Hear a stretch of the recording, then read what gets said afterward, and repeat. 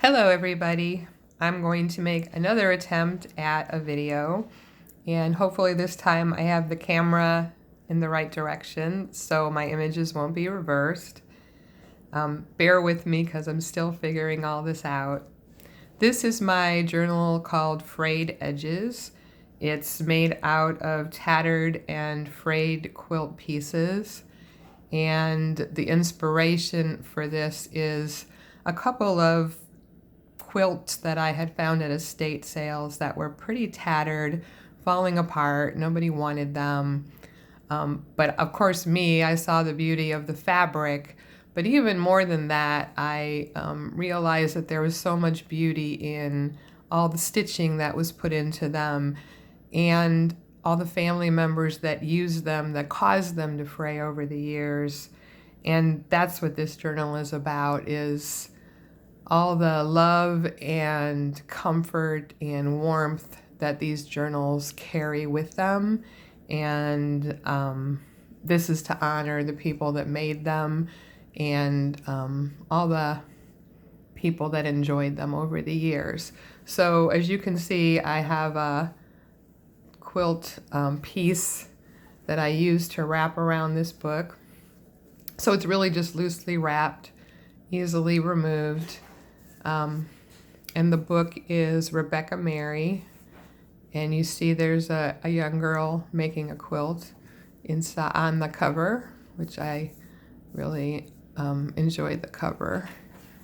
And if we go inside, start out with another piece of a very old, very tattered quilt that I found. Usually I go to estate sales with my sister on the last few hours, so of course that's when you get the best deals. But I also find things that would normally probably just be thrown away.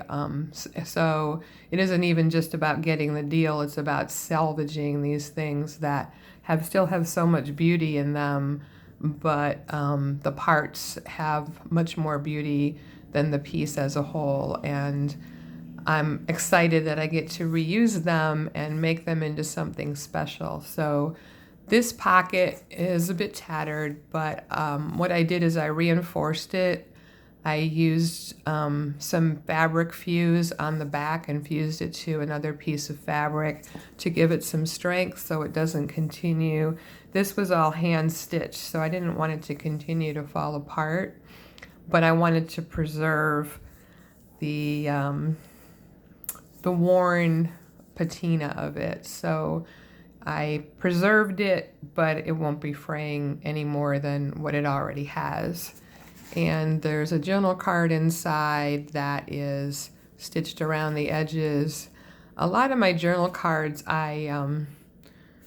this one I think I used the manila folder to make, but a lot of them what I do is I stitch them to another piece of antique book page.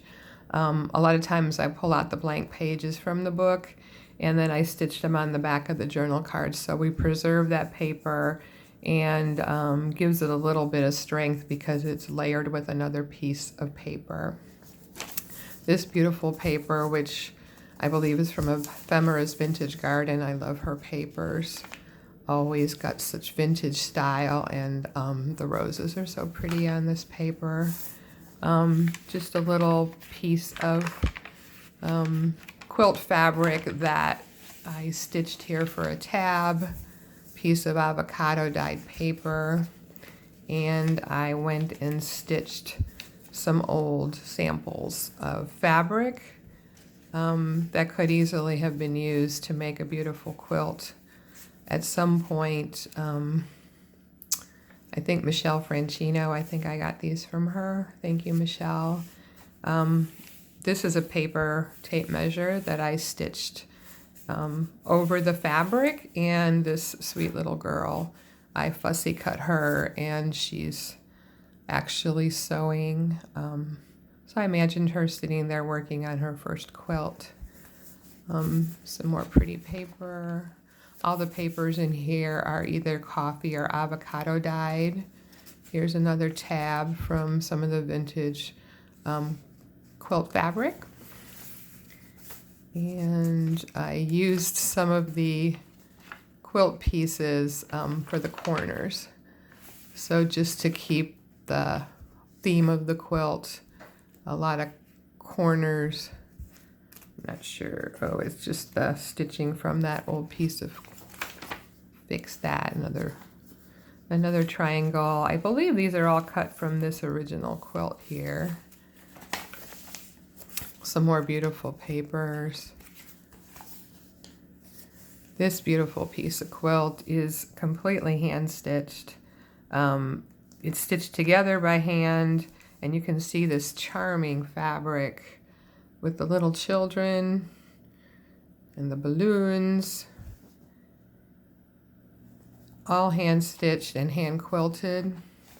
Another corner up here and up here, and then this journal card with a little bit of stamping sewn on here, mom and daughter working on a quilt together. Little bit of antiquing around the edges. This is just like my other journals where I hand stitched it. I use a 5-hole stitch and I stitch it to a hidden binding. You can see the binding on this one. I liked the look of the patchwork of it, so usually I'll cover that up with another piece of paper, but in this case I like the look of having the binding showing. And I did a little bit of cutting around the edges to keep it from fraying, although the glue will probably solve that problem as well. But even the backing here is just a plain piece of linen. So there's a method to my madness. Some more beautiful pages. Got the measuring tape, some more quilt edges on these pages. Another beautiful piece of the same quilt as this here. All these beautiful little, I love the colors in this, but I'm not sure if you can see. You can see the hand quilting, but you probably can't see the hand stitching. I stitched this down onto a piece of paper and made it into a little envelope. I was trying to preserve as much of this piece as I could. And inside the envelope, we've got mom with her children saying their evening prayers with this beautiful little quilt here. And this is an original piece of vintage ephemera for Manhattan cream cheese. It's absolutely pure. So we'll stick her back in there. Avocado dyed paper again. Look how pretty that is. I love the avocado papers. Here's another great pocket, the little Scotty. This is another hand stitched piece. And then I got these great pieces of applique that someone had started a quilt with. Obviously never finished, so I have a whole little bag of these pieces, which I'm enjoying using. And this sweet little girl tucked in the pocket with her little dolly. Another piece of vintage ephemera. More pretty papers. I love all these florals. Coffee dyed paper. All this is coffee dyed. Another page here. Avocado dyed paper.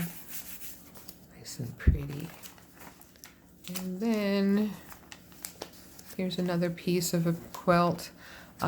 This quilt was just enormous. I think it must have been at least a queen size. And it's just impressive to me because I've done quilting and I know how much time and effort it takes. But the whole thing was stitched by hand. And all the edges were just really falling apart. But I made probably 24 Christmas stockings out of this quilt, and I still have a bunch of scraps left over, which I'm not going to part with. I'm using every little scrap I can. And I feel like this lady who did all this work on this beautiful quilt, her work is living on and being shared all over the world, actually, because these journals have gone in lots of different places, and it makes me smile to think that she never imagined how much her work would be shared. I love this little group of little girls all working hard to sew. I just sewed them to a piece of floral paper. Okay, bear with me because I'm still learning how to do this with the camera in front of me. More avocado dyed paper. And another piece of a quilt, like the poppy there. Everyone knows I love the poppies, and here's some more Scotty dogs. They seem to be popular on this old fabric. And this sweet little girl, another piece of vintage ephemera that I included in the journal. When I have actual vintage and antique ephemera, I usually don't alter it. I usually will scan it and alter the scan copies, and then include the originals unaltered in a pocket somewhere. This little girl, thanks Kim, I bought her from Kim Matthews, and she was on a card, a vintage trade card for thread, and I just love her. If you know my button cards, you'll recognize her from one of my button cards, but just so sweet. And another piece of quilt fabric that I used for a tab. Another quilt pocket that I made. And here we've got this sweet little darling on a real photo postcard, original postcard. She's precious. And some more beautiful roses and flowers. You see here's the fabric from the front that I sewed the signatures to, and then I glue the whole thing into the binding so you don't have the threads on the outside. This one not as much, but some of them have such pretty binding that I don't like to alter the spine. But I also just prefer a cleaner look to the outside of the book. Most of the time, I've done some other things, but that's my favorite. Another piece of vintage fabric. And here's another piece of a vintage quilt. And this is a vintage quilt pattern for an apron pocket. That was cute. Came with a little, I think I found it in a sewing basket somewhere. Avocado paper and coffee dyed paper. Another sweet little girl. I probably got you from Kim as well, right? This beautiful piece of a quilt, this was the border of a very large quilt as well, and a lot of the pieces were starting to fall apart. This one was in pretty decent shape, but a lot of the hand stitching was starting to come loose. And just like the other one, I reinforced the back and fused it to another piece of fabric so it won't continue to fall apart. And then I have a couple of cards in here. This one is just a copy of a quilt. And I love this card with the grandma and the granddaughter. Both of them, I think, are on manila folders for the backing. Usually I print my images on regular copy paper, and then depending on what I use them for, I back them accordingly. Just a pretty piece of a quilt. Just love the fabric. So I just sewed it on the edge here to preserve it and honor it, really. It's always my goal is to honor the pieces. More avocado paper. Another piece of a quilt that I made into a pocket, and I tucked a quilt piece inside of it.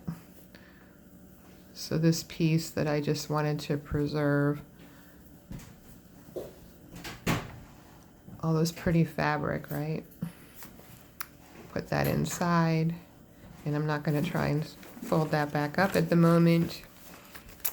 More coffee dyed paper, and then we were at the back Made this pocket with a corner of a quilt by hubby, and this beautiful piece that I just couldn't bear to cut up, that I just folded up and tucked inside. Look at all this fabric. Look at these beautiful, look at those little bears. Just look at this fabric. How could I ever cut this up? And I just thought a great way to honor it and preserve it is just to keep this piece. I'm sure someone was getting ready to make it into a quilt and never got that far. It's got the backing on it already. Just beautiful. So this will be tucked inside, and I will fold it again and get it back inside that pocket. Beautiful. So this is our Frayed Remnants quilt, and I hope I did a little better on this try. I will keep practicing, I promise, and I will keep playing with how to display it so that hopefully I can get a better picture. I know there's a bit of a shadow on this one. I'll see how it comes out, and I may have to redo it. Thanks for watching. Bye.